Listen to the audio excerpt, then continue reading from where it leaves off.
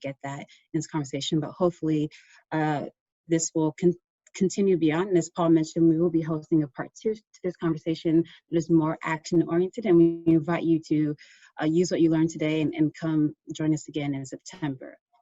And last, but certainly not least, I have the pleasure of, introducing our moderator for today, Swati Masser. And so she facilitates diversity and inclusion work at Mercy Corps. And having had the pleasure to chat with her a little bit, I kind of learned about why she's interested in the work that she does. And at Mercy Corps, she's most driven and finds the most pleasure in helping communities speak for themselves and help them find solutions that are appropriate for their situation and their context. And I was curious to know why she does this and what motivated her.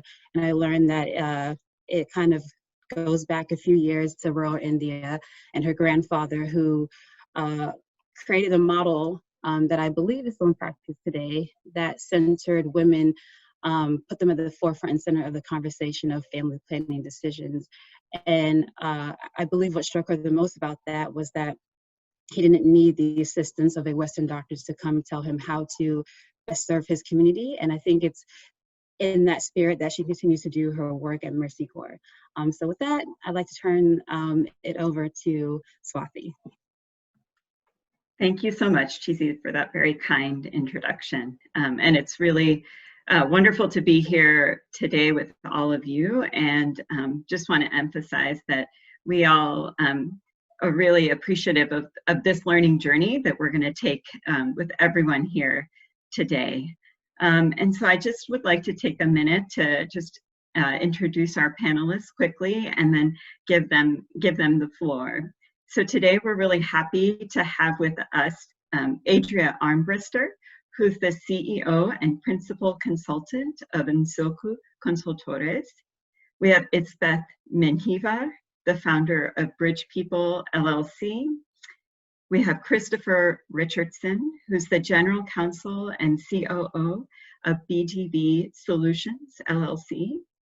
And finally, we have Jelena Hasbrook, who's a communications consultant, and I must say a really dedicated ally in this work. And we're really proud to have all of you here and your perspectives represented. So I just wanted to start by actually handing it over to our panelists and asking each to share a little bit about their personal why. So I just want to ask all of you to reflect on what led you to this work around racial inequity, international development, and what guides you when this work gets tough, because we know it gets tough. So maybe, Adria, if you could kick us off. Hi, good morning, afternoon to all of you. Thank you for inviting me to participate in this panel.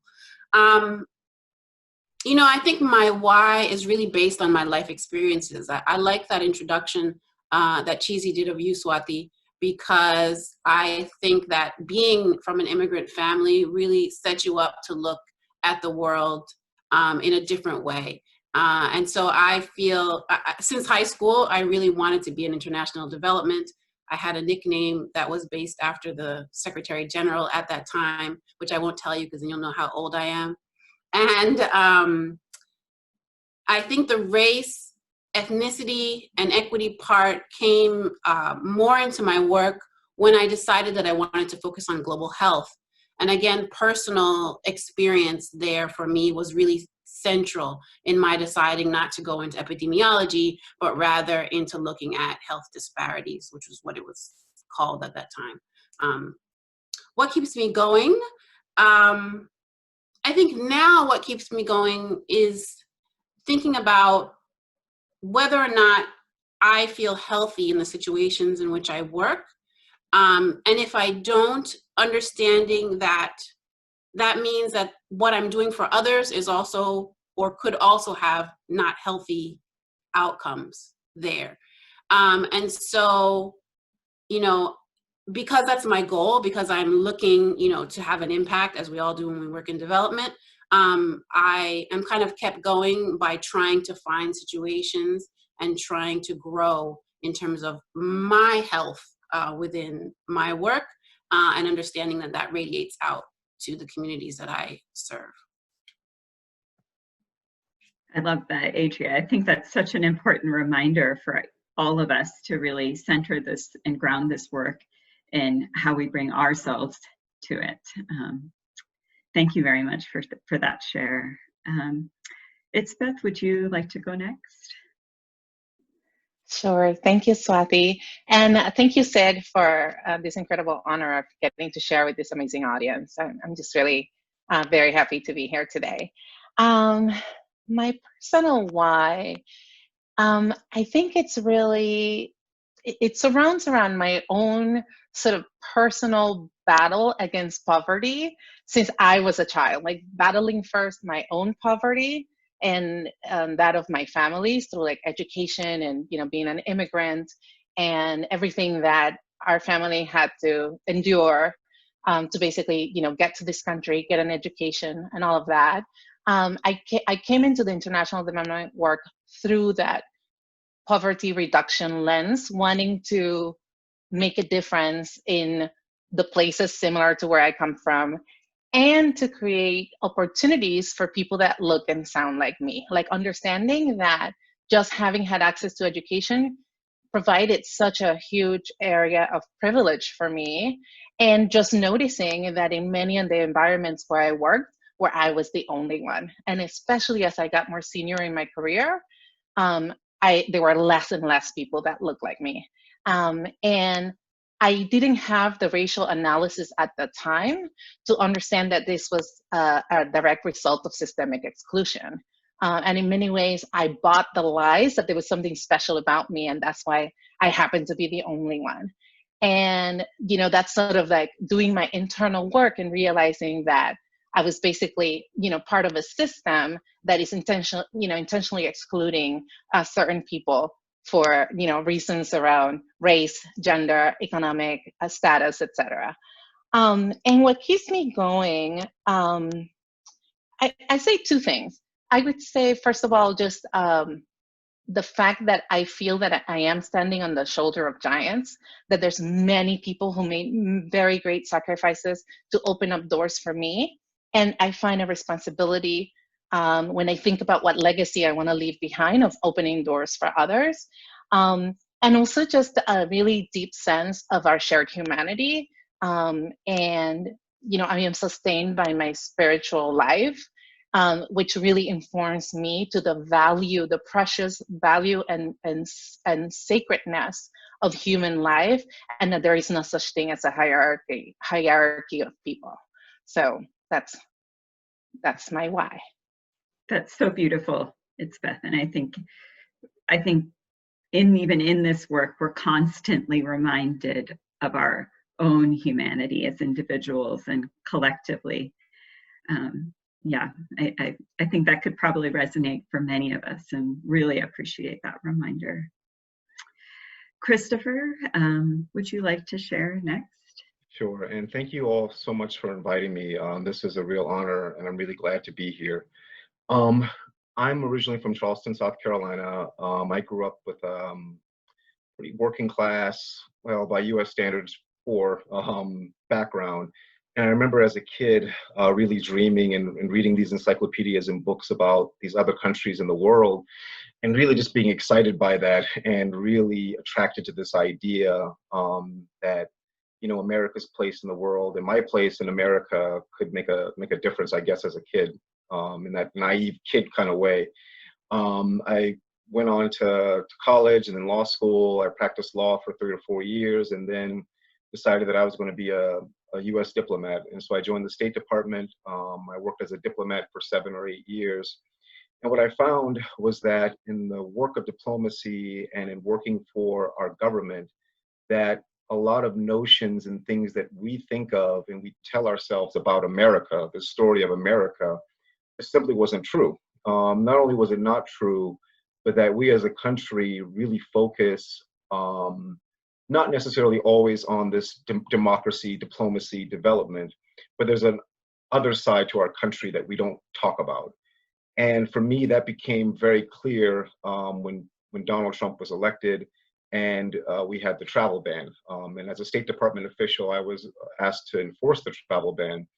And what I found was that it was amazing how fast people in government decided to live with this, decided to live with injustice, decided to live with enforcing this travel ban, saying that, you know, and letting this president say the things that he said and do the things that he wanted to do without much challenge or opposition. And so I quit the State Department to focus on helping immigrants, to use my legal background to help immigrants. And what motivates me and keeps me going is anger. Anger at the way this country is working, anger at the way this world is working, anger at how historical context is ignored to grease the pockets of wealthy individuals all across the globe. Angry at the fact that we spend so much money on militarization without knowledge of why we're spending that money on militarization. And so what keeps me going is hope for the future, but also very much anger at what is going on in today's world. Yeah, Chris, we really look forward to hearing more of your insights on that, because I think that what you're touching upon is really at the heart of the work that we're going to get at today, in terms of how do we dismantle these structures. And also, as a really nice segue to our last panelist, Jelena, I think there's a lot that you were saying about narratives that's super important for us to think about as we dismantle, decolonize aid and development. So thank you very much for those reflections. And with that, I'll pass it over to Jelena to share with us a little bit about her why. Thanks, Swati.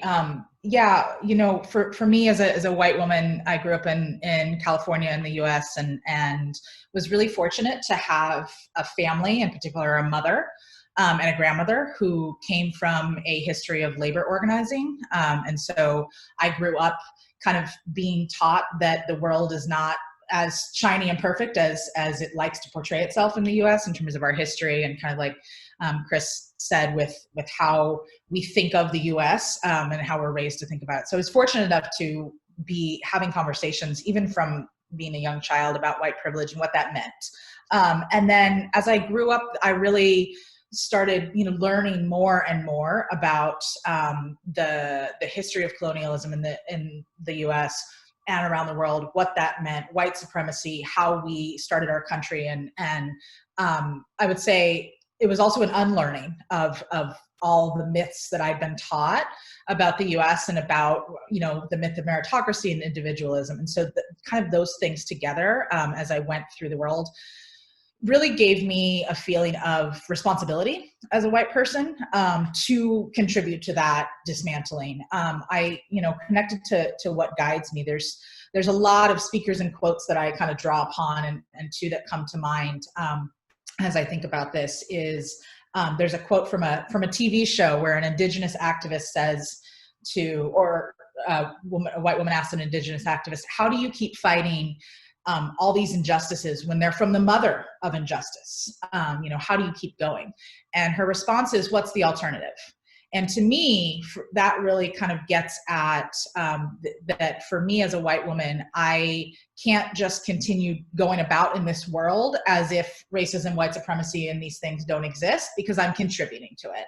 And the other quote I think about is James Baldwin is one of my heroes, and talks in one of his speeches, I believe it was in the early 70s, about the period of time before the rebellions of enslaved folks in the US. And he talks about that time as non-cooperation. And while he's talking about that in terms of the enslaved folks not cooperating with the system, I think about that as my responsibility. How am I either cooperating or not cooperating with these kind of white supremacist systems and reinforcing that? So that's my way. The other thing that kind of sustains me, I'll be honest, is humor.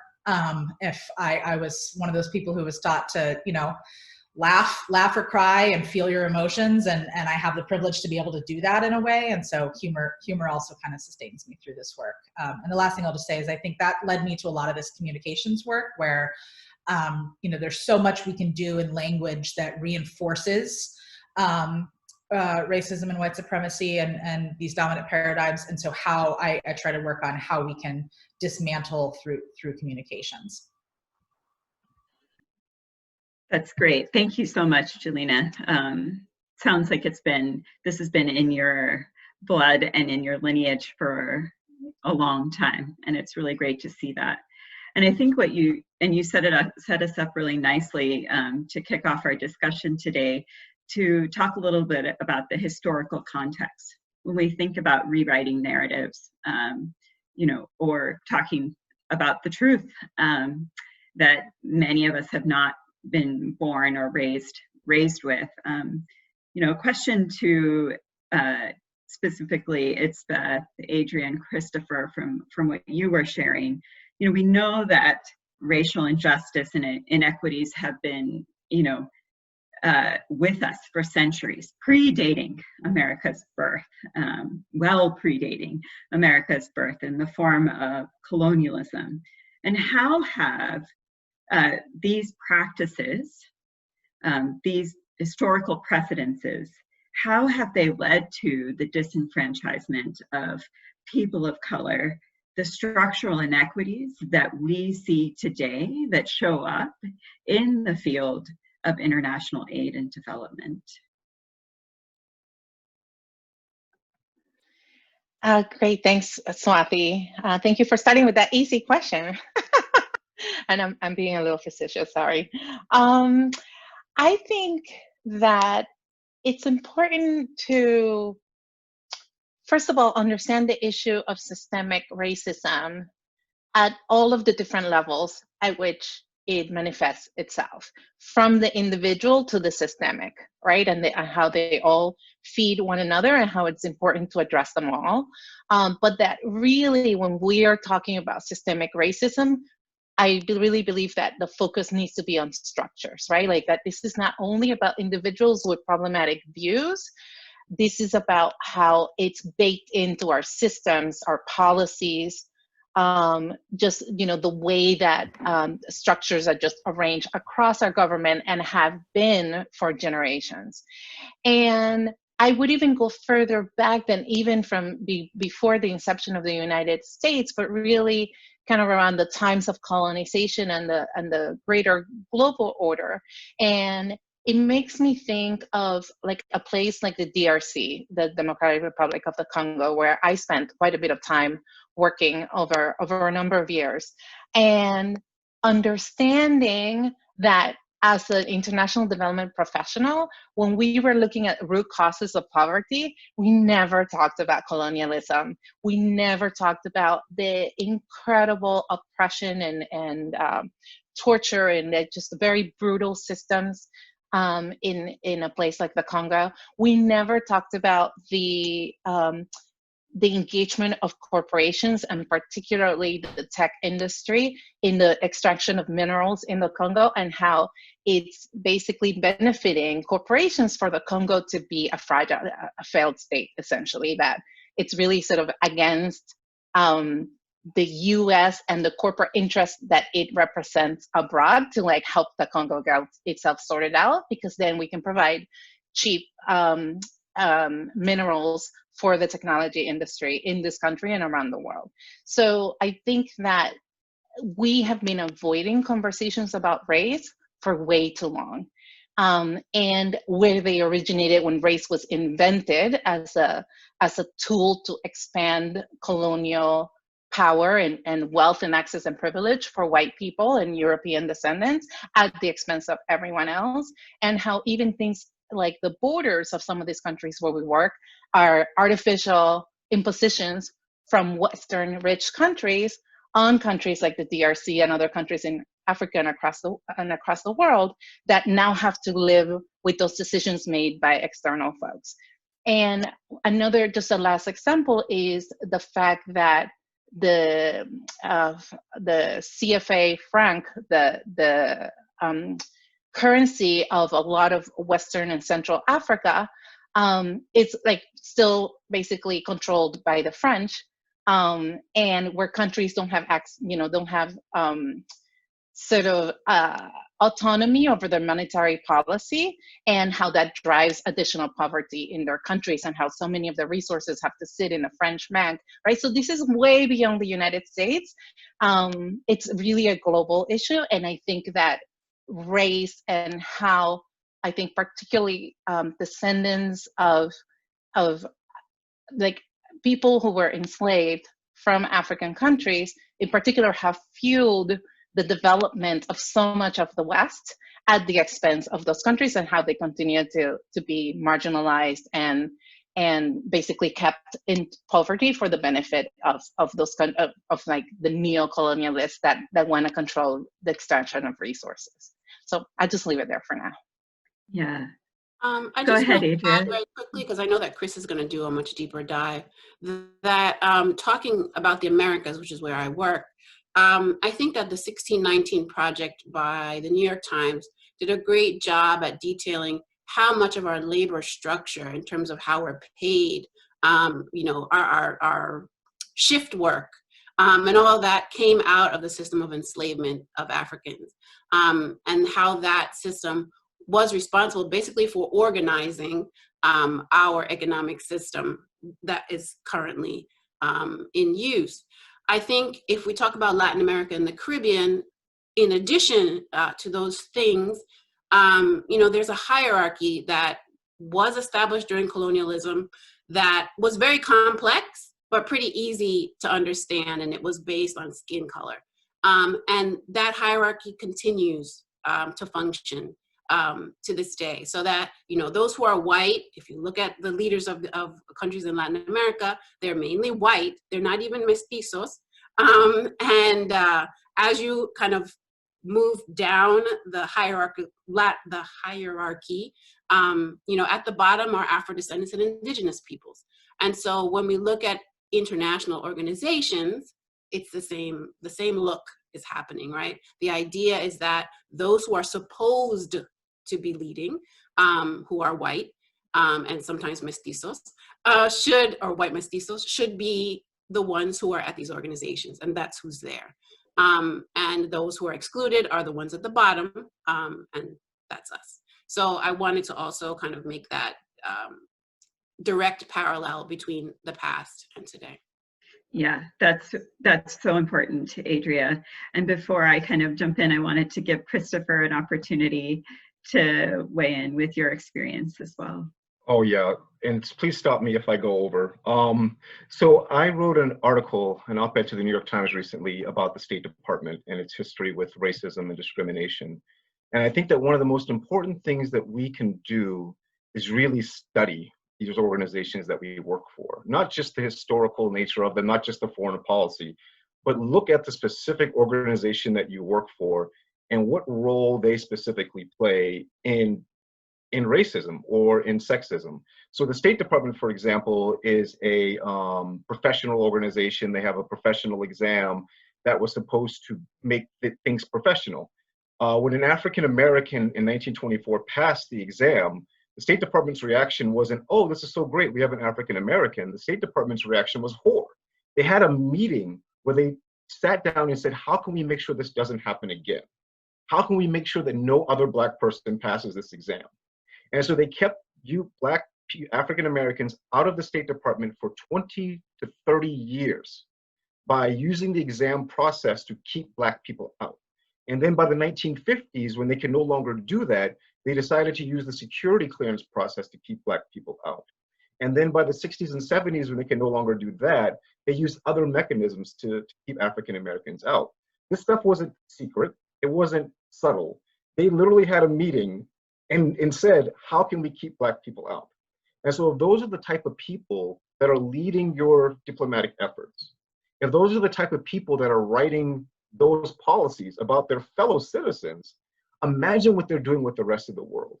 And so when you think about US diplomacy or US aid, and think about what our role is, you really have to dig deeply into what is that historical context. And so, for example, China is a great example where, as Americans, we tell ourselves, we don't know why China might hate us. You know, it might be something with the communism, it might be the competition, but no one mentions that, you know, at the turn of the century, between 1898 and 1900, there was something called the Boxer Rebellion, where 8 Western countries invaded China because they didn't want Christian missionaries there in China, and they didn't want financial backing in the US and all these other countries to do that. People ask, well, why does Russia hate us? But no one talks about in 1919, we and again 7 or 8 other Western powers invaded Russia to try to install our own powers in it. In Mexico, there were multiple revolutions where the United States had a role and played this role in trying to enforce the rights of businesses and businessmen in the economics of it. We have to understand that, you know, as Americans, we like to tell ourselves this story about how, you know, what we're doing is for freedom and justice and the American way. And that stuff's all good, but always look under the hood, because there's always another story to all the stories about that we tell ourselves as a country. It's really fascinating that a lot of Americans have just learned about Tulsa. And they're like, oh my goodness, I can't believe that this Tulsa thing happened in America. Can you believe that? And I tell people, Tulsa is everywhere. Every city in America had a moment where Black businesses were burned. DC had multiple revolutions or multiple instances where white people burned the Black part of town. And that's been the story of America, where every country you point to, there's an American business involved or American businessman that has to be protected or has to be helped and aided. And so I think that when we look at development and aid and the State Department, we really have to have a dig deeply into these things. And so Haiti and the Dominican Republic are perfect examples, where for basically 40 or 50 years, if not more than that, the United States basically controlled the financial structure of those two countries. I can name you dozens of countries, almost every country in the world that isn't a Western country, where the United States had a hand and a role. Mexico is a perfect example, where before 1910, the US controlled 40 to 50% of all the property and economic interests in Mexico. There's so many examples that we can point to in the world. And so I think that when we look at this history of colonialism and we look at the problems that go on today, we can't just say, oh, these things just came yesterday. You know, I think a lot of people I talk to at the State Department, they go to a country and they pretend that America has never had a role in this country, in the development of this country, for good or ill. And I think that before we go into these countries and before we talk about these other countries, you really have to understand, what is it that America did for you and what is it that America did to you? Yeah. Christopher, I think that's so important. And one of the things that I feel that you're highlighting in what you're saying is, as we enter into these conversations, there's a tremendous amount of self-awareness that we need to have in these conversations. Self-awareness as country, as organizations, as communities, as individuals. And we need to be able to look at that with in a truthful way, and in a way that's not just perpetuating harmful narratives that we've perpetuated for centuries. So really appreciate that, and we'll actually put a pin in that and come back to it in a minute. And kind of to Christopher's point, I wanted to ask you, it's best to maybe talk to us a little bit about when we think about decolonizing aid. You know, what does this mean for all of us as individuals? One of the things I really love from Professor Kendi is this tension that we are all steeped in racist systems, and as individuals, there's this tension that we have to hold that on one hand, we can be perpetrators of these systems, no matter who we are. And on the other hand, we can be victims of these systems, no matter who we are. So I just wanted to ask you to kick us off in this part of the discussion.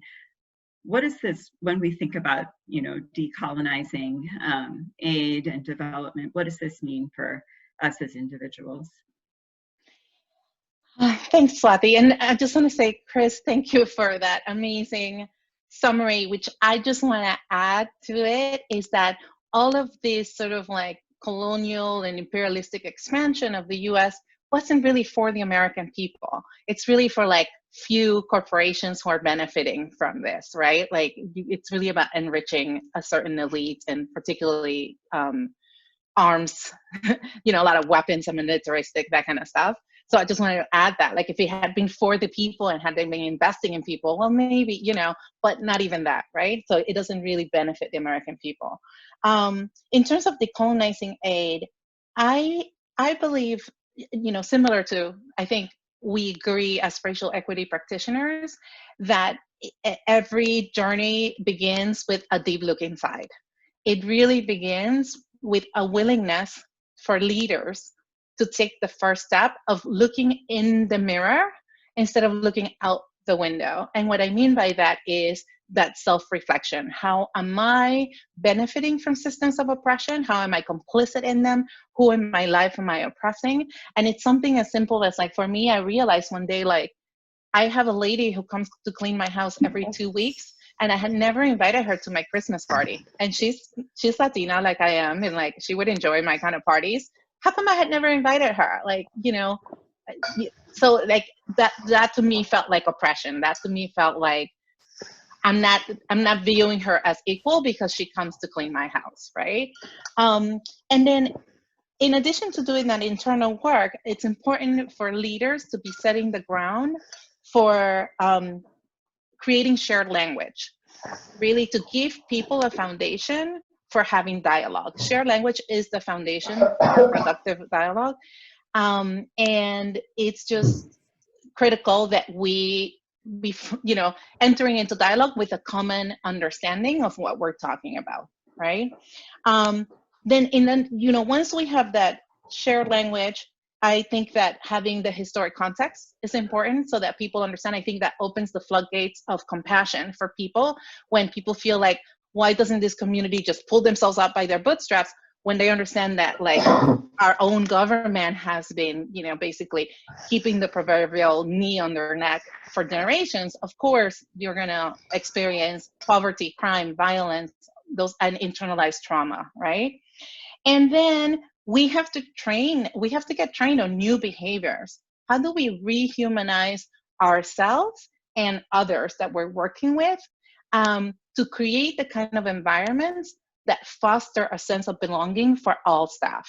Because as long as we continue to just deal in assumptions and not dialogue and silence people, then we don't, you know, deal with it. So we need to train people on just new forms of communicating with one another and really honoring the sacred nature of humanity, and that we all have something to bring to the table, not just people with like a certain type of resume, right? So that's what I would say it takes. That's beautiful. And I think also I really appreciate this notion of compassion and bringing compassion and nuance to these conversations, which we'll also come back to in a little bit. But I wanted to turn it over to Jelena. Jelena, as someone who identifies as white, what does this individual work look like for you and others who are white allies? Thanks, Swati. Yeah, you know, it's interesting as I think about language and this word ally is actually not a word that I use to describe myself, and I'll tell you why. What I use and aspire and work towards being is a co-conspirator, and that term is something that I've heard from a variety of people, but I want to shout out Dr. Bettina Love for teaching it to me. And one of the stories that she often uses when she shares this term co-conspirator is that of Bree Newsome and James Tyson. So Bree Newsome is a black woman who a few years ago climbed the flagpole at the State House in South Carolina to remove the Confederate flag. The attention was on her. She was the one climbing. James Tyson was a white ally or co-conspirator, right? And why we think of him as a co-conspirator is that his role was to guard the pole. He guarded the pole that she climbed on. And at one point, the police were threatening to electrocute the pole that would have electrocuted her up on the pole. So he touched the pole. And because he knew, right, that they would not electrocute a white man.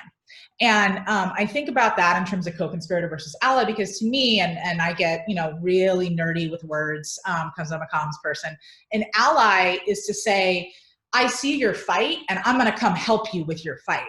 This is not racism and white supremacy is not a fight just for Black, brown, indigenous people of color. this is a fight for white people to be in. We created the problem. We need to be a big part of, you know, dismantling the problem. So I use that a lot to think about also what my actions are, because I feel like thinking of myself as a co-conspirator also puts me more into a position of both action and also a position of figuring out where it makes sense for me to take action, and also where it makes sense for me to follow the lead of people of color in this work. And so I think that, you know, how I operationalize that, it is a lot of self-reflection. I think that especially in the past couple months, one of the things we've seen with some awakening happening in the part of the US with white Americans is there was this real jump and urge to read a bunch of books and to learn about all this.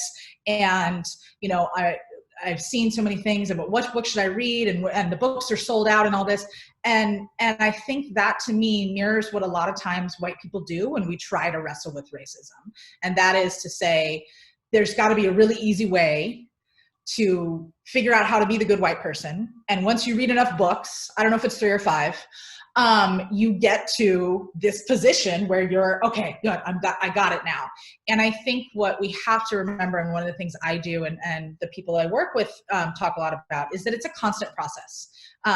There is no question in my mind, as much as I really try to work on racial equity, that I screw up all the time. I'm gonna screw up. I was indoctrinated in a country in which my skin color is so attached and interwoven with what everyone's been talking about in terms of the myth of America. And so I think for white Americans, it's that interlacing of seeing America as a place of freedom and the best country in the world and all of that is so linked to their identity as a white American. And so to recognize that is to have to admit that it's going to take a lot of unraveling and a lot of self-reflection. In tangible ways, I can tell you that there's a couple of things I do. There, you know, we talked about kind of this holding both truths, and that's something that I do. I am somebody who, you know, in my ancestors, I have ancestors who enslaved other human beings. I will always have to hold that. That will always be true for me. I also have John Brown as an ancestor. And so to me, holding both those truths help me see how, just like America, it's messy and you've got to unpack that. And then with that, there's 2 truths I also try to hold when I do this work and kind of just on a day-to-day basis. One of those is, how can I use my privilege to push on things where other people cannot? And so, for example, I've worked in spaces where, one example I often give is where I'll be the hiring manager for a role, and I will be told by, you know, the HR team, oh, we've got the pool of people for you. Here's your pool of people. And it's a primarily white pool of people. And where I will say, this isn't a diverse enough pool. We didn't do a good job recruiting folks of color for this role. And they will say to me, well, this is who we got. And I will say no. And I have put my foot down, lengthened timelines, pissed off executive directors to be able to say, no, this isn't going to happen. But I also know that I have the clout and the privilege to do that, right? On the flip side of that, the other thing I try to make sure I'm doing is also not harming folks of color. There's a way that if I use my privilege, because I have the clout and I will be respected for that, great, but it can harm other people. And so, for instance, there's playing out right now an example of this in one of the communities I follow on Twitter in the research world in academia, where a white professor told his Black grad students to fabricate results for a research proposal and said, oh, no, don't worry about it. I do it all the time. But what we know, right, is that white professor, if they were caught in fabricating results, they would have all this privilege to back up and defend, and he's not going to get fired for that. But he wasn't seeing that asking his Black grad students to do that threatens them in a way it does not threaten him because of privilege. So I'll stop there, but those are some of the things that I just try to do. And I think the last thing I'll just say is, it's really for me about speaking up and interrupting. It's about, you know, again, these wheels are turning. It is a machine all the time. So how do we stop that? How do we not cooperate? How do we just say, nope, this isn't okay? But be real thoughtful about that as a white person so that you're not doing it in a way that endangers folks of color.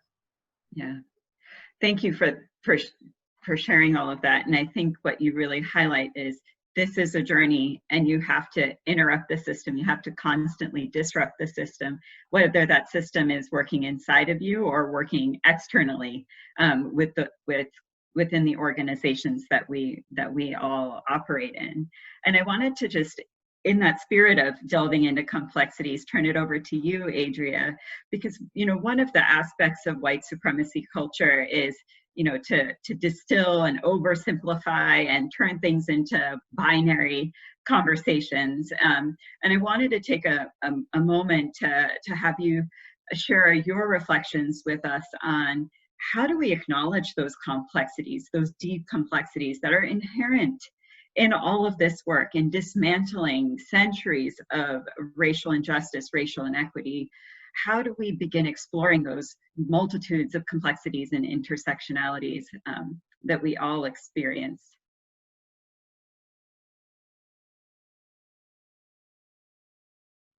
I couldn't unmute.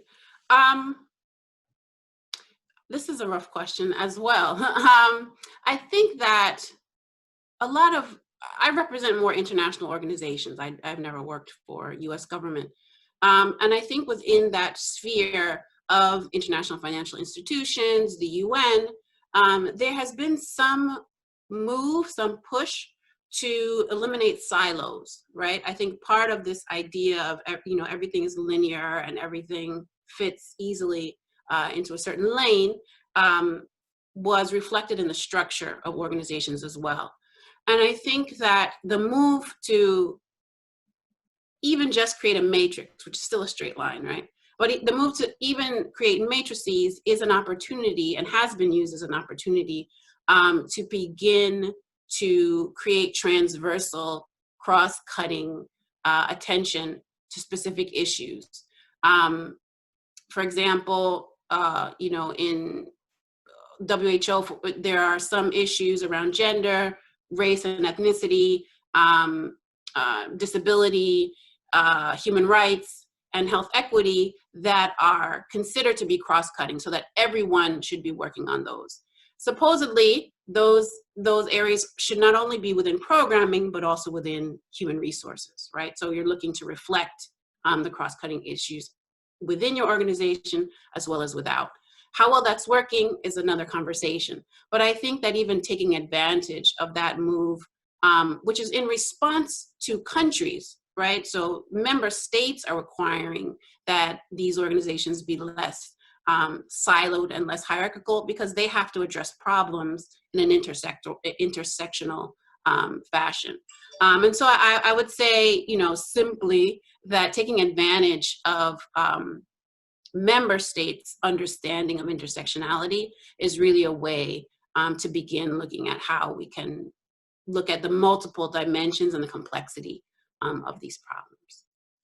Yeah, thank you, Adria. I think even naming it and acknowledging that it exists is a huge part of the process to, you know, shifting from an oversimplified and siloed system to one that really acknowledges and can deal with complexities.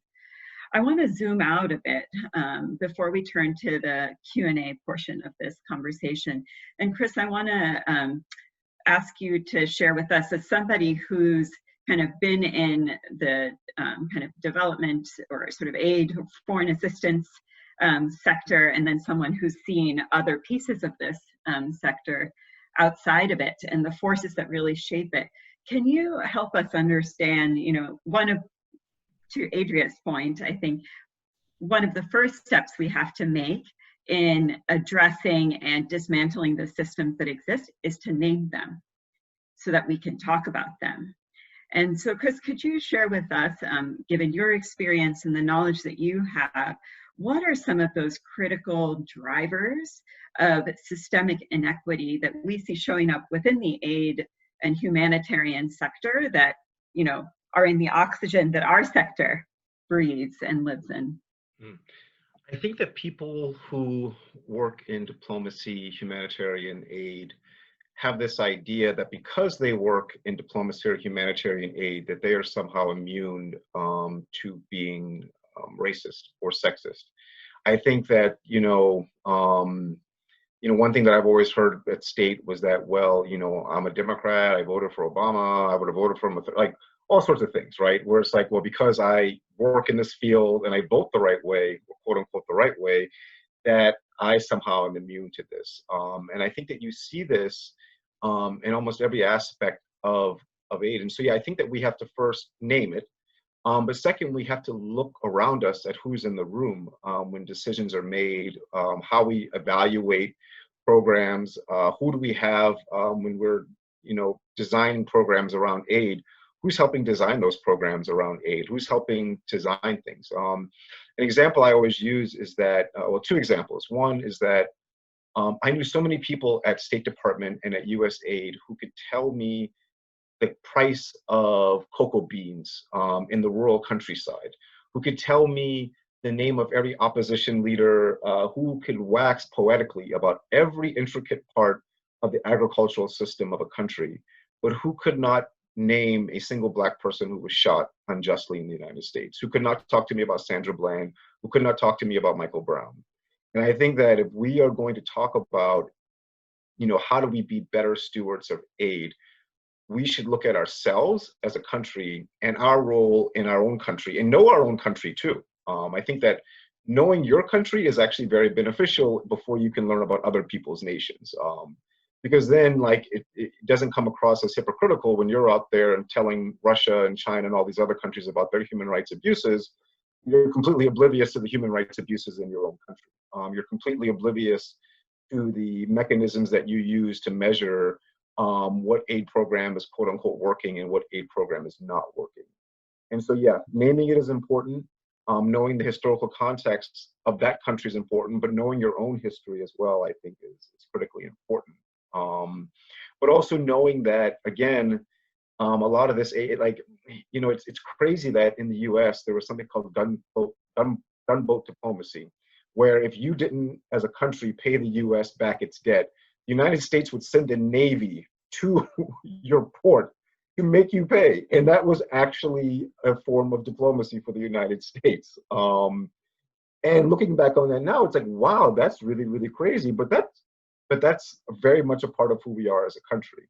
I'm not saying that, it's like we were talking about earlier that, it's amazing that this is the country of Martin Luther King and this is the country of the civil rights movement, but it's also the country of Robert E. Lee and the country of Jefferson Davis. And so we have this duality as a country that very much is reflected in the State Department and in USAID. But yeah, I think that having people in the room who look like maybe the people that you're supposed to be helping is probably a third good step as well.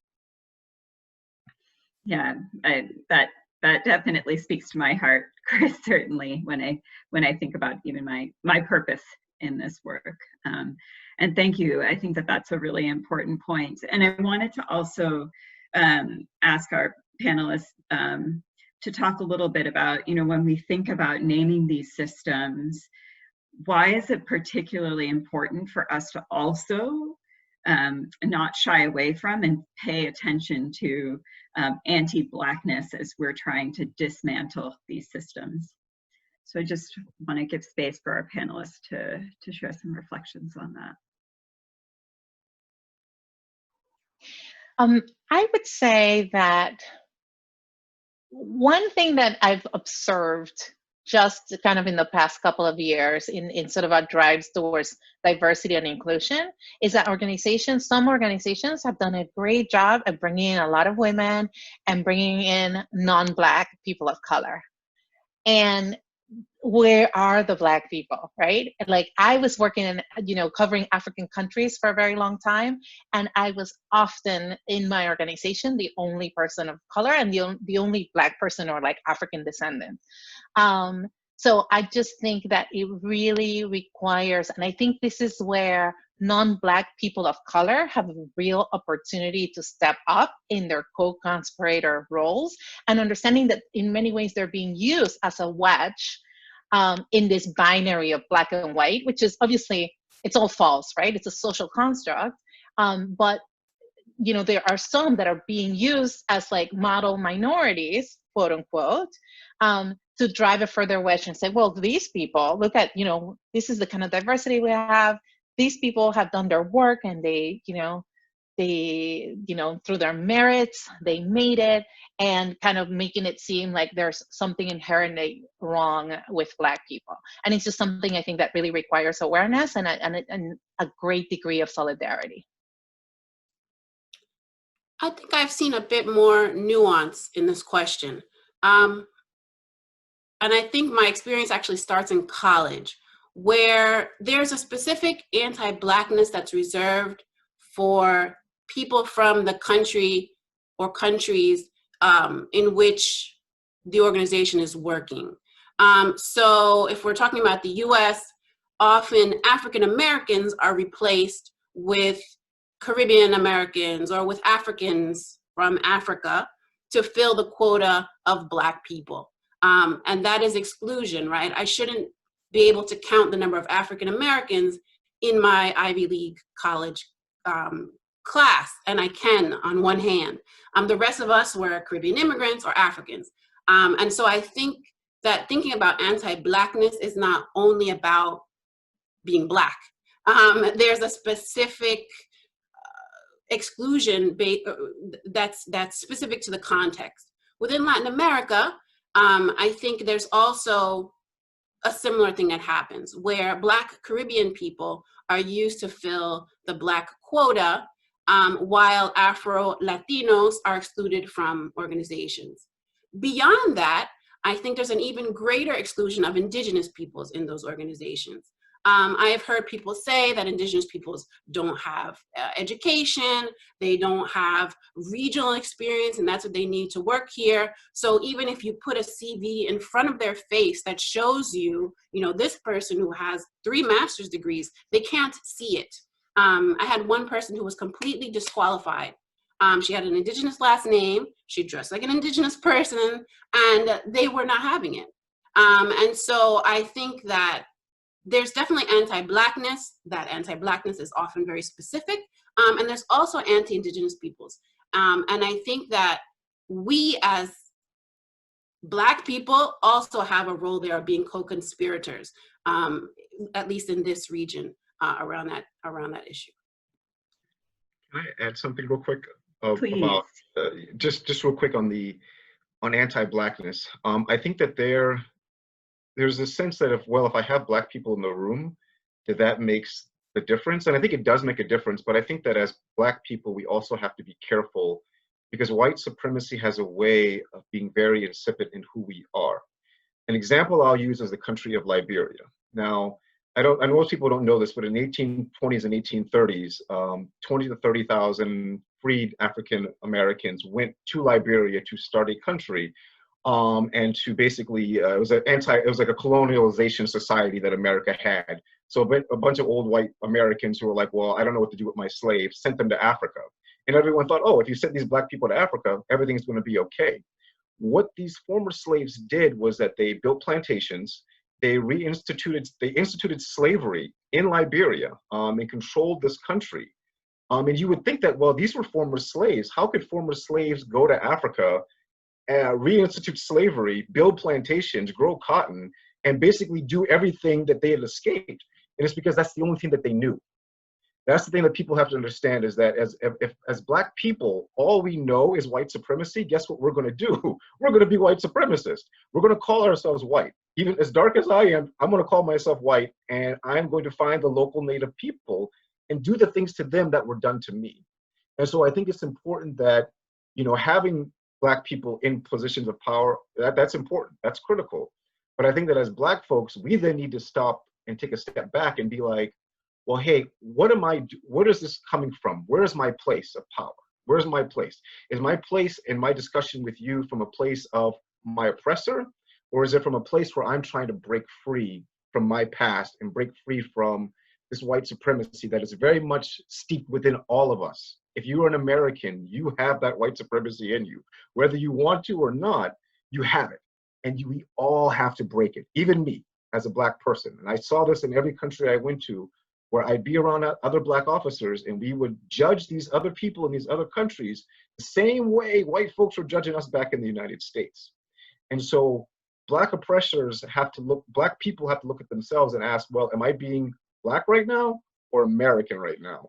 And if you are being an American right now, you need to ask yourself, well, where is that coming from? So I'm sorry, I had to go on that tangent. No, I think that's so important. And I just major props to that point, because I think that in all of this work, it's decolonizing ourselves, right, first. And I think that there's so much to this about being counterculture in every single way, and really requires us to look at this from a complete paradigm shift to something that probably none of us have experienced, or probably, I mean, the more cynical side of me will ever experience, but hope to experience in some day. I think it's just really important, and I think a really important framing as we all continue in this journey and think through what do we need to do to operationalize and make that new paradigm a reality.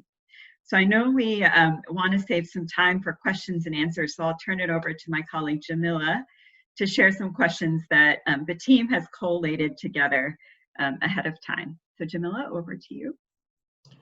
Thank you everyone for this insight. This has been such a great discussion and something that we've been trying to bring to the forefront for several years now. So just so glad we were able to get this off. We asked folks to submit questions in advance because, as you can see, we have a packed house and it's a little bit hard to manage hundreds of questions. So we're going to start with some questions that were submitted in advance before we take some questions from the chat and then questions from those on the phone. So this first question is very long and packed, and I'm going to direct it at Chris. So it's, can international development successfully escape the racist and colonial past? Do we need to start over and throw this all out, or are there current reforms that can be done to save this current system? But when we think deeper about international development, we know it's a part of foreign assistance. And we know that international aid has been politicized and haven't been used to end poverty, but to continue to perpetuate control. What do we do? Yeah, in my 3 minutes, let's see if I can resolve. Wherever you leave off, I'm sure your other panelists can help you. You know, and I wish I could say that I knew the answer, but I don't. This is something I've struggled with myself in terms of the State Department. Because very much the State Department and the modern State Department is built on white supremacy. Again, they had meetings, they sat around in meetings, said, how can we keep Black people out? And you can't build a system like that and maintain a system like that for 70, 80 years without that system being corrupt. Now, is it corrupt to its core? Do we need to throw the whole thing out? Maybe so. And it's something that I really don't have the answer to, but I do think that we need to continue talking about it. We need to continue thinking about, if we throw this system out, what does a more equitable system look like? And how do you ensure that in that new equitable system, you are meeting, I would say the issues of the past, because a lot of people are like, well, let's just throw it all out. But you could do that, but does that make up for all the stuff that the old bad system did? And also, how do you get buy-in from the people that benefited from that system? I know in the State Department, I talked to a lot of former Black diplomats who did really, really well in the State Department, and they'll tell you, oh, everything was great, everything was fine. I don't know what everyone was complaining about.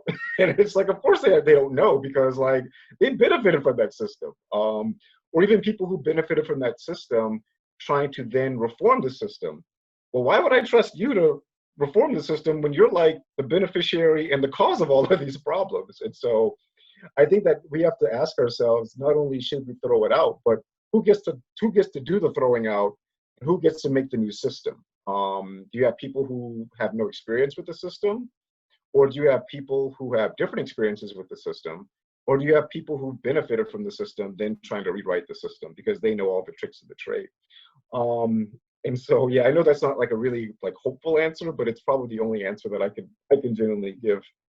Yeah, super fair, Chris. I think this is an existential question that probably every single one of us is grappling with. Beth, I want to turn it over to you to give your thoughts on that as well. I think that was brilliant, everything that Chris said. And I would only add that I think it's really key, A, to be willing to imagine the world that we want to live in. And as we're visioning and imagining for that potential future, as we hit those barriers and blockages that tell us like that isn't doable, like to really examine like why isn't it? Who made those rules? Is it time to throw it out the window? That kind of thing. And that particularly when we're talking about situations of aid, situations of charity, situations of helping people, they need to be included. Those who are most impacted by any decision that we made need to be at the center of the conversation, and their voices need to be seriously taken into account.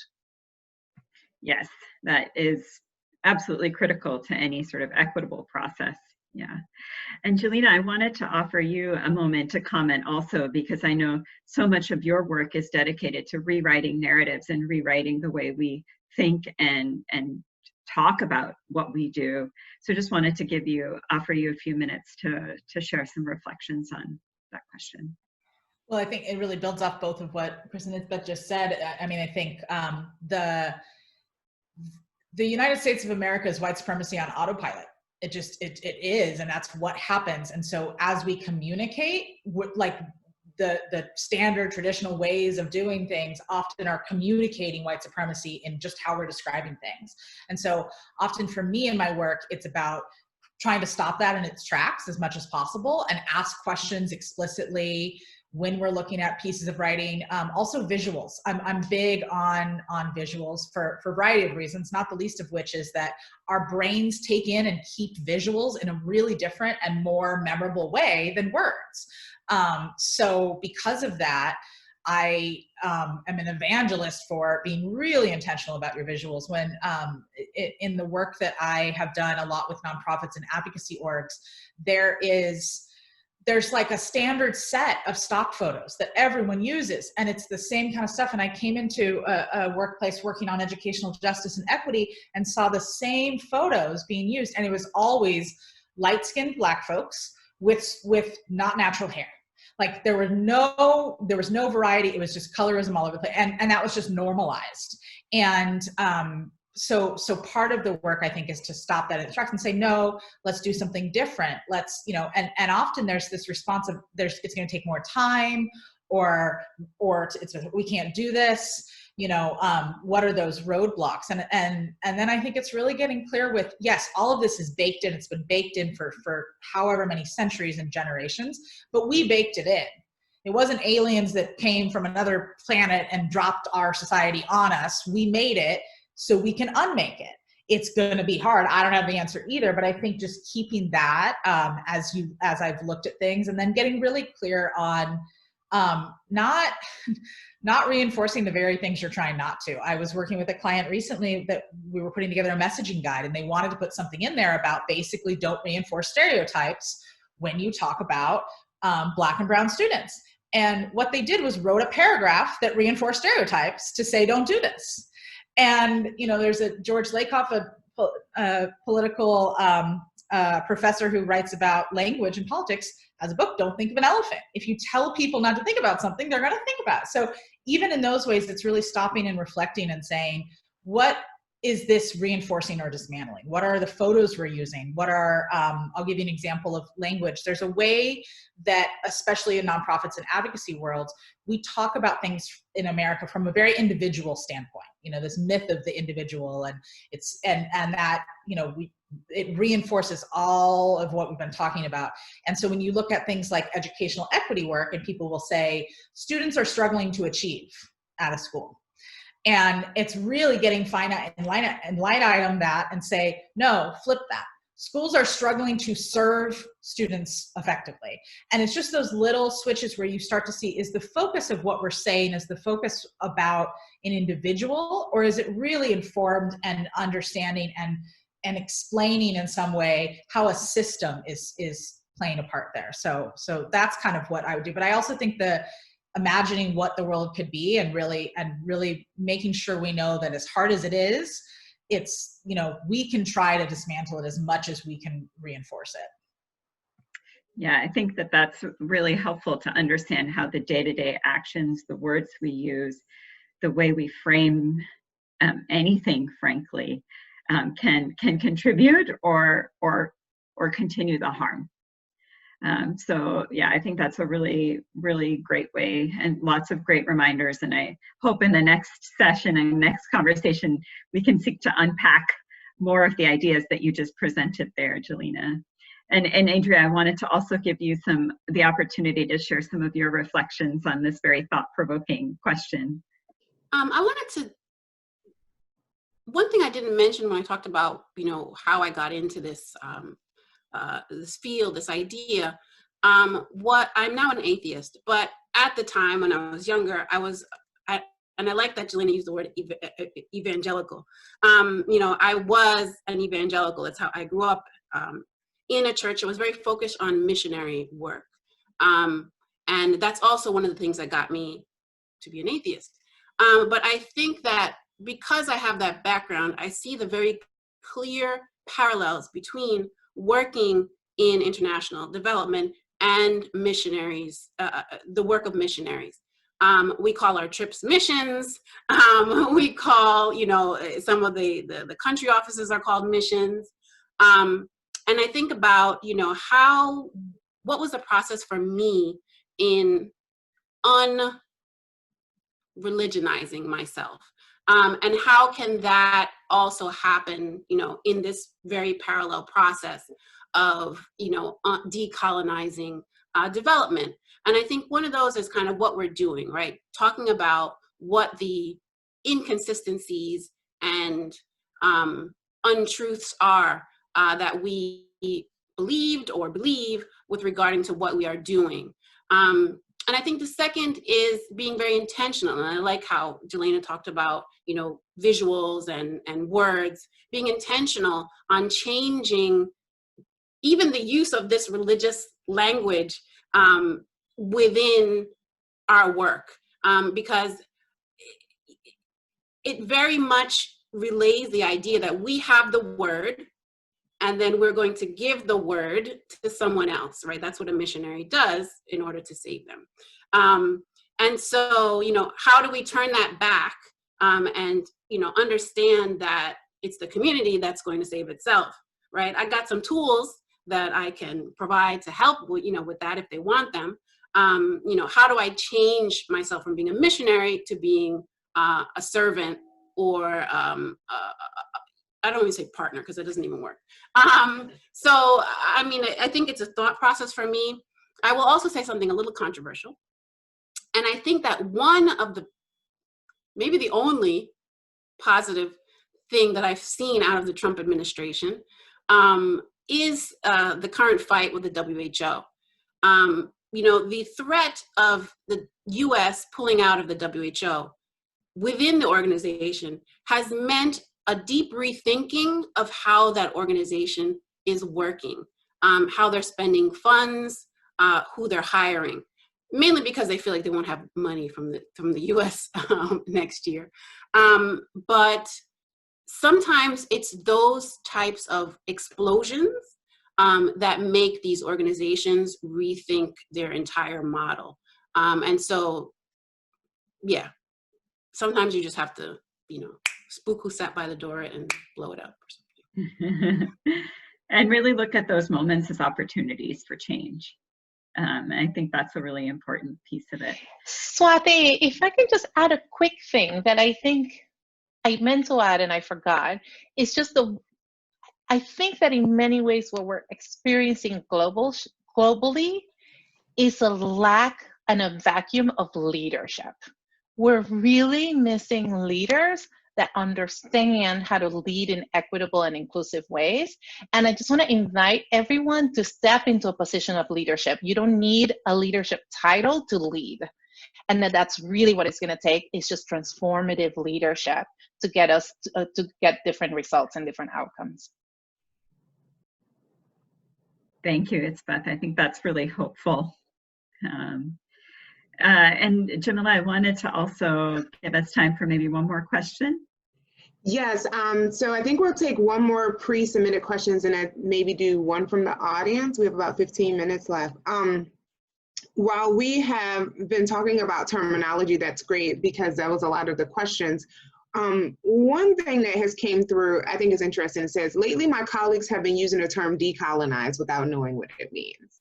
How do we avoid the numbing trendiness of decolonize, Black Lives Matter, and other anti-racist movements so that it doesn't get lost, but we actually do the real work to change?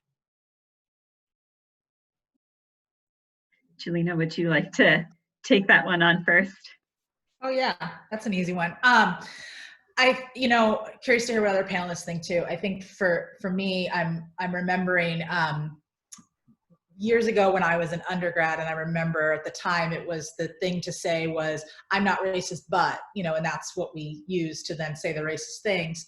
And I remember at the time I was doing a lot of reading of about white privilege, this is in the early 2000s, and I remember thinking at the time, privilege is going to become the next thing. I know I'm privileged, but, and now we see that. And I think these ways that the words get co-opted are really problematic. I don't have the answer per se. I think one thing I try to do with language is make sure, again, I think this was said earlier, that we have a shared definition. Like, what does that mean? If I was in a meeting and someone used decolonize, I would say, well, what do we mean by that, to really unpack that? And I also come from a world where the term equity is used all the time in everything, and no one has a shared definition of it. So I think for me, it gets back to this shared definition, because if you start to say, okay, well, what does that really mean? Then you're forced to link it to actual actions rather than using it as a buzzword. Yeah, I think linking to action is clearly an important way to move forward. Could I just, you want to weigh in? Yeah, I just want to add that I think that we have to be careful with people using these words like Black Lives Matter, decolonization, as a mechanism of guarding themselves from doing any sort of change. And what you say, so Jamie Dion, the head of Chase Bank or whatever, wore like kente cloth and went down there and kneeled on Wall Street saying, oh, Black Lives Matter, but he's still evicting people from houses, So I think for me, like, I don't particularly care if you think Black Lives Matter or don't matter. I care about your actions. I care about what you're doing. I care about how you're doing it. So if someone says to me, Black Lives Matter, I don't really, you say a lot of things. I want to know how exactly it matters to you. And what are you going to do in your life today, tomorrow, and the next day to make sure that those Black lives matter? Because I think that what we're seeing is that there's a lot of focus on the symbols of progress and the symbols of oppression, and not the actual oppression and not the actual ability to make change in our country. And that change is hard and it's long, and it's not something that's going to be done just because you say you're going to do it. And so I think for me, if you say that word to me, I'm going to ask you as well, like, what does that mean to you? And how are you going to make sure that it happens, not just Tuesday, but Wednesday, Thursday, Friday, and Saturday as well? Yeah, I think authenticity, looking under the hood and looking beyond the narratives is really important. Swathi, I know we were going to take one question from the chat. And so I've gone through, and I apologize that we won't have the chance to ask every question. But I did see one question that I'd like to pose to the panel, Chris, particularly, if that's okay. So Chris, a panelist or an attendee asked about, and I think it touches on your point about internalized oppression. Often in some of the countries organizations work in, clients or beneficiaries, partners, I saw a lot of wording in here, have specific strict requirements about experience, or maybe they're used to the people who are coming to do the work being of a certain hue. And so as a person in the sector, how can I empower people of color while still getting my proposals passed through and meeting clients' requirements that may inadvertently or advertently disenfranchise people who look like them from being the ones to cooperate and work with them? I think that we have to find a way, when you're looking at proposals and it's your job kind of to educate your client, to the extent that you can, on why their requirements might need to be changed or altered. And you have to have the courage to do that. And I use that word courage because it's really hard to tell clients, to tell the government, to tell people that what they're doing might not be in the best interest, and that the way that they're doing it might not be in the best interest. If you know that based on your own experiences, that that the requirements, the way they're written, are going to exclude people, and I mean, to me, I think that you have an ethical and moral obligation to yourself to tell them so, and to find ways to work around that. But I think that that's really hard, and that takes a lot of courage to force that on people. But yeah, I think that we have to find a way to be honest, be courageous, but to be persistent with both of those things, because that's the hard thing. The bureaucracy's goal is to wear you down. That is the job of the State Department, USAID, everybody. If you come in there and you're complaining, they expect you, they'll be so nice to you. They're gonna be, oh my gosh, you're so right. You're so true. I didn't think about this. But they expect you to go away after a week, just the same way America does with Black Lives Matter. And so you have to be like writing this thing down literally on a sheet of paper or on a sticky note or whatever, and be very intentional, but also be very persistent in highlighting what you think needs to change, but also how you're going to change it otherwise, and also reach that point that maybe you need to move on to do something else with your life if you feel like what is being presented to you isn't the best for you or the organization. Yeah. Adria, I wanted to give you a minute to respond to that question too, so I imagine you have experience that you might want to share. I can't remember the question. I liked Chris's answer, but I can't remember what the question was. It was focused around the recipients of the aid or the funds themselves, maybe requiring a certain type of person with an experience or a certain look to do the work. Yeah, I don't think I have anything additional to add. I think exactly what Chris said in terms of, having the courage to tell your client that, things have to be, or things can be changed and you can still get the same quality. I've heard people say, well, we don't want to reduce, we don't want to reduce the quality, or we don't want to reduce the expertise that we have here if we include people of color. So I agree with his response. Great. It's Beth. Jelena, do you have other reflections to add before we head into kind of close? Okay, and I just wanted to ask our panelists to reflect upon two questions as we kind of close our discussion today, which I've thoroughly enjoyed, so thank you so much, and I hope everyone else has too.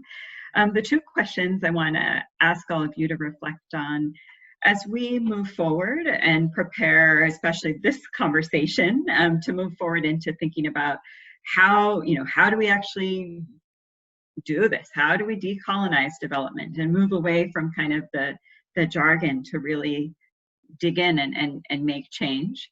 What is either a reflection you would want to leave our participants gathered here today with to think about as we move forward, or a question that you think all of us should leave with and really grapple and think about? And then the second question is especially for our young professionals who are entering their careers in this space in international development, diplomacy.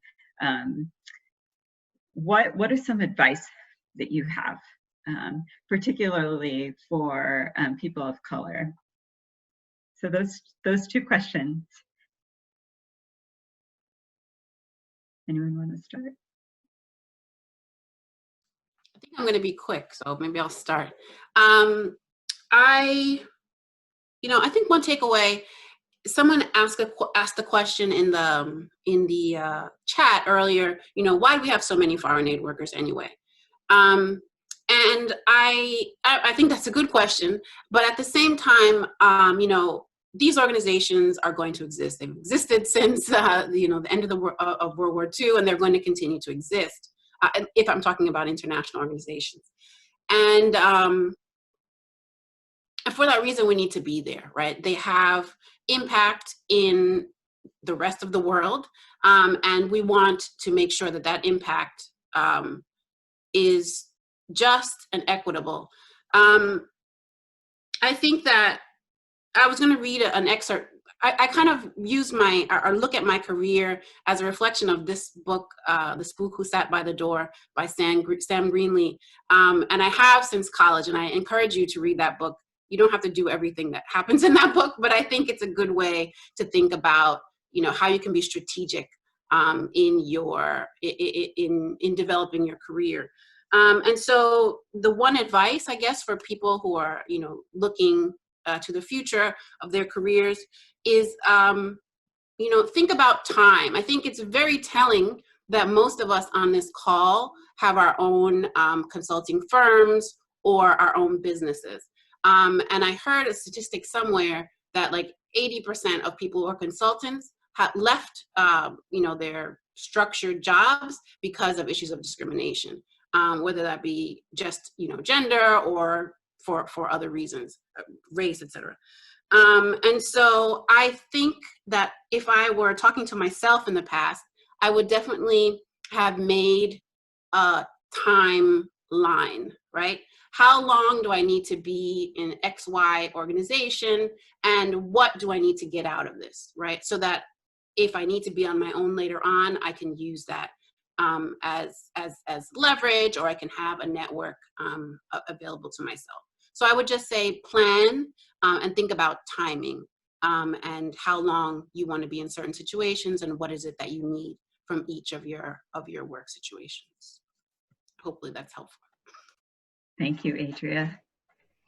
And I'll jump in and quickly just build off that. I think I agree with all of that, and would add that, one of the things I've come to learn and wish I knew younger in my career was that your job is not your life. And I say this as somebody who is fully committed to doing justice-related work for my life, but still recognizing that in order to do that, I have to also work as much as possible to keep myself healthy and grounded. And so I think that especially, and I've worked for 2 decades in nonprofits. Get in, I hope I didn't use like the only.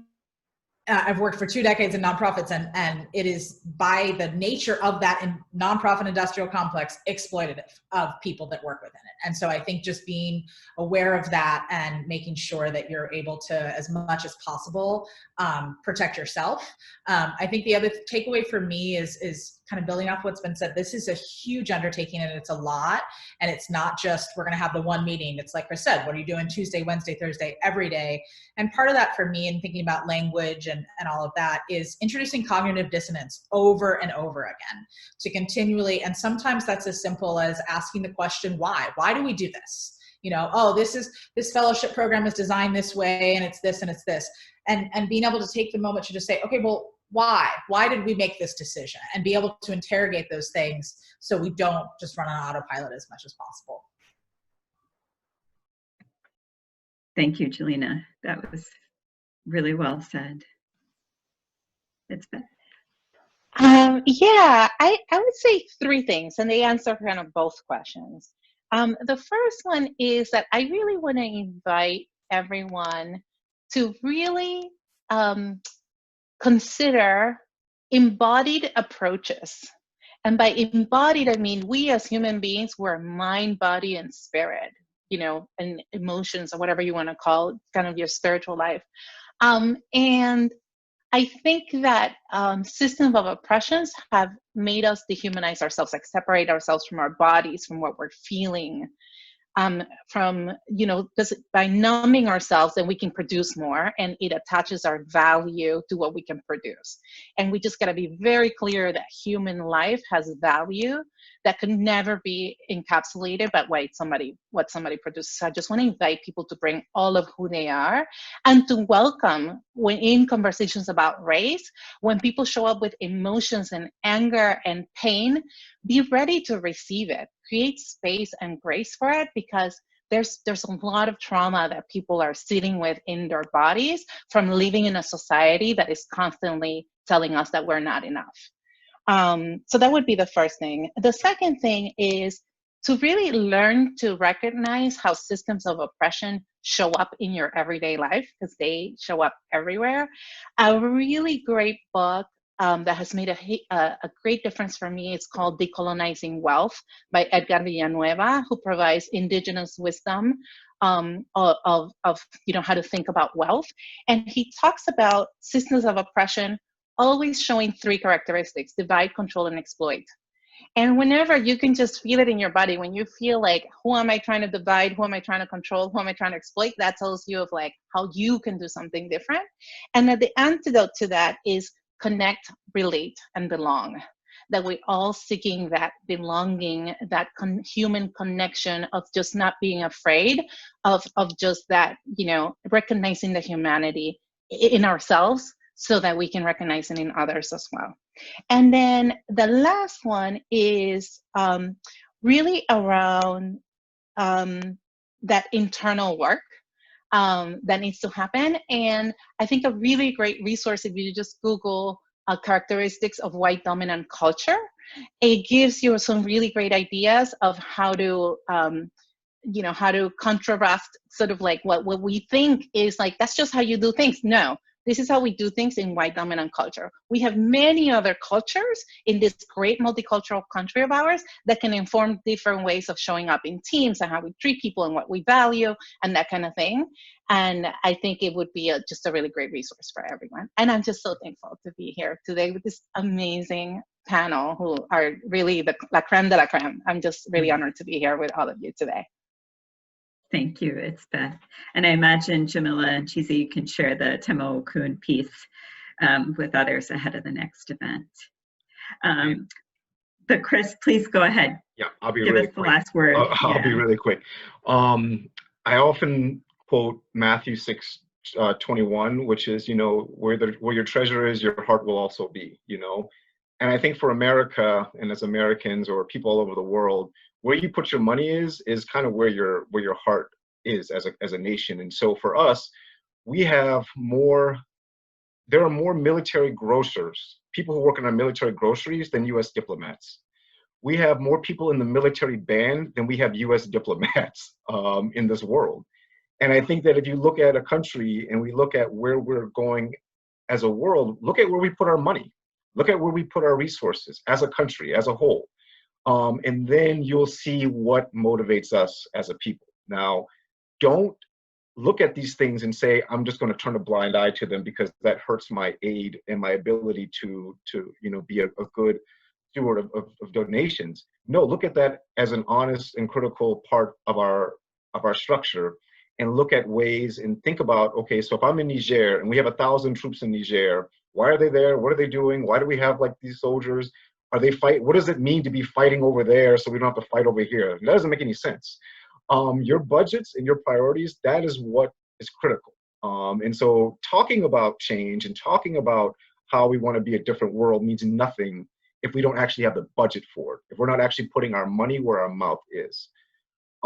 That's that question. The second question is about how do you as a young person deal with what's going on in the world? In terms of like working in aid or working at state. If you find that what you're doing is not protecting your personal health and well-being and your mental health, you should step away from it. No one is asking you to give your life and sacrifice yourself and your mental health for anybody. So many people in this space give up their marriages, they give up their spouses, they give up their children, they give up all of these things. And for what? And for what? You need to be focused on making sure that you protect your mental peace at all costs. Nothing is worth you destroying yourself mentally, physically, and emotionally. No job is worth that. Nobody is. These people that you work for, they are not your family. Your family is your family. They are not your friends. Your friends are your friends. This is a job. It is a good job, and it is a job that you can contribute and change a lot with the world. So many people I work with in diplomacy, I know so many people who gave up so much of their lives, didn't even go home to see their parents die. And for what?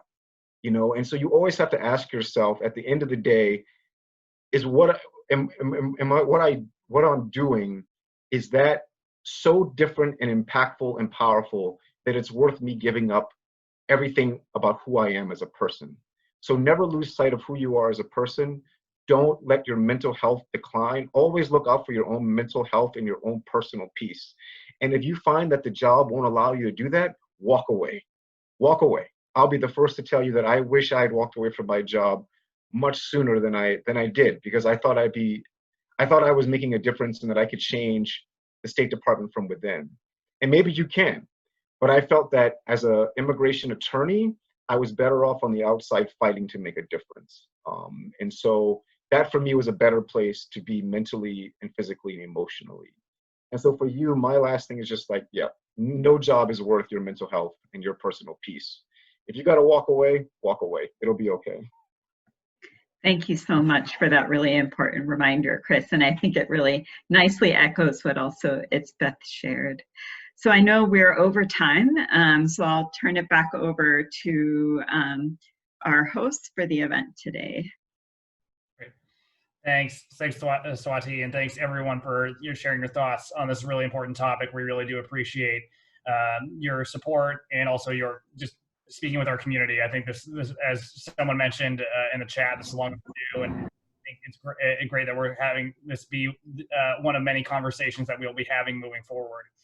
Just to wrap this all up, one of our staff members put a link to a survey in the chat box, and so please feel free to fill that out and help us, with future events. Again, that's the easiest way to really have a say in the conversation and see where this will go next. So we really would appreciate your feedback on our events as we move forward.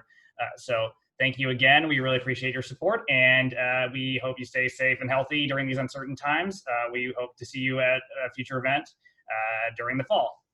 Thank you. Thank you, everyone. Thanks, everyone. Nice to meet you all. Thank you. So I want to point out that there was a call for you if you ever decide to run for our office. You have some fans in the audience. Oh no, I would be dead in a day.